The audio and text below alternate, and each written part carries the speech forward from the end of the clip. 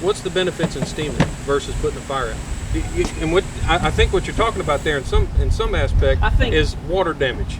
Well, we have two things we look at: effectiveness and efficiency. Okay, the efficiency is how much resource do we have to use to take care of something, and when we look at effectiveness, obviously we want the result. We want the fire to go out. We want everything to go back to normal.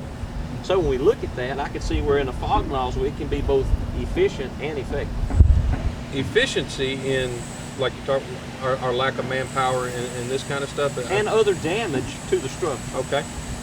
NIST did a study, and it's out there, that it takes more water coming from a fog nozzle than it does a straight stream or a smooth bore. And the reason being is because that evaporation that we talked about.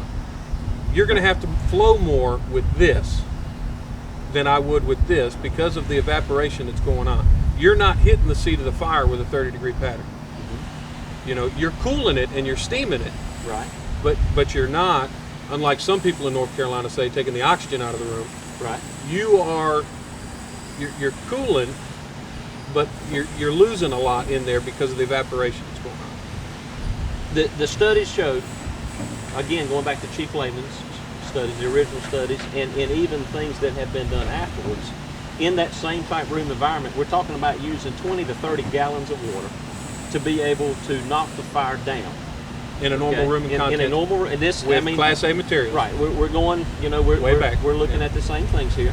And so, but Class A materials in that room, so being able to do that, then go in and find the actual root of the fire, where was most of the heat at, and being able to apply water there.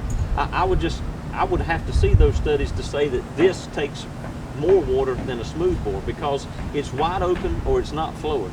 Well, the studies you're talking about, I know which ones you're talking about, and those were the ones that were done when Chief Lehman's first started this. Right. Those were the original studies in Correct. the 1950s. Yes. Correct. No, there's been other studies since. Yeah, and what's happened is, and you and I have talked about this before, as things have evolved to now versus then. Right. You know.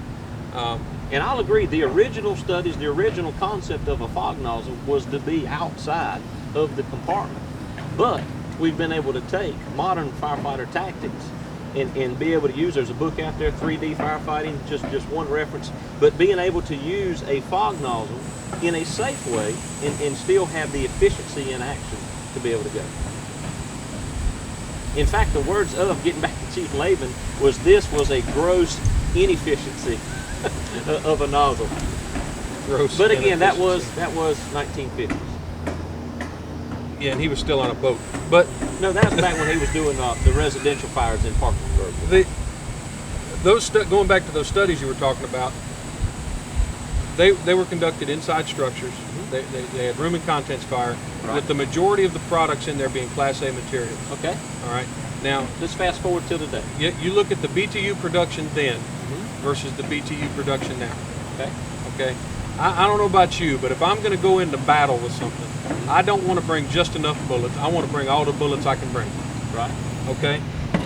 Just enough bullets at 105 gallons per minute at 85 psi, or 185 gallons a minute at 50 psi. I'm bringing a lot of bullets with me. I would just disagree with what you're saying. Not the amount of water. Well, I know you're going to disagree because it's just you. But I'm not. First of all, I'm going to have enough sense not to carry myself somewhere that my water is not going to overload. And thus is part of the problem with accidents and things we've had in the fire service is people doing things, I guess, out of order or out of a proper aggressive fire attack. But in doing that, I'm not going to be entering the room unless this is a sufficient amount of water. Okay. How do you know it's sufficient amount? Because I'm going to know from the environment in that room. All right. Now I know you've been in the fire service a while, and I know you, and I know you know your stuff. Right. Okay. But let's take the fire department that's in rural North Carolina. You know, what is going to be the best thing for them to bring in? You know, they got limited manpower. They might not know what you know. You've been on the job a while, and you've read the studies and you've done that kind of stuff. These guys might not have had that opportunity, and you know, once again, I'll give you this. I agree that with a 30-degree pattern, with an experienced nozzle person on this nozzle, you can go in and you can bump a room using the bump method, where you go in and you turn the thing on and off and on and off and bumping it. And you can control that fire without disrupting the thermal balance. An experienced nozzle person, right, that knows what they're doing. The reality is we don't have that the majority of the time. I think there's definitely cases where you don't have an experienced person that's going out there. But you know, you do depend on fire officers being able to make those decisions, and there's still going to be times where we don't have experienced fire officers to be able to go in there. Let's take the room, same room we're talking about. If we can see the fire, there's no reason for either one of these nozzles to go in the room. You should be sitting out a doorway, hitting the fire and knocking it out. Would you agree or disagree? I agree. And there's a lot of times we do unnecessary. But with that nozzle, you got to go inside the room. I'm going to stay outside.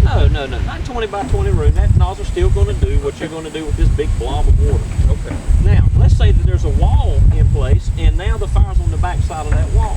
So we've got to go in there to it. Okay.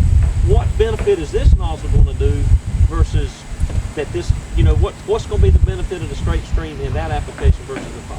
A fire behind a wall? Yeah, I'm saying it's behind in another room, a bathroom in a room. Okay. Or something that you cannot straight see from a doorway. All right. I can still bring my line inside that room, and I still don't have to get close to that. You know, I don't have to go into that little bathroom. Right. I can stay out here, and I can hit it. And now, when I hit the ceiling with this nozzle, okay, because we know we don't want to crawl under fire. You know, and this is a misconception with this nozzle. Right. You know, everybody thinks we don't open this nozzle until we see the seat of the fire. Sense to still pencil the ceiling. Correct. You went in. All right. But that goes back to the same thing you were talking about our firefighters in general. Do they know to do that with whatever they're using? Correct. Go ahead. You open it up, cool it down. You're gonna push everything back. All right.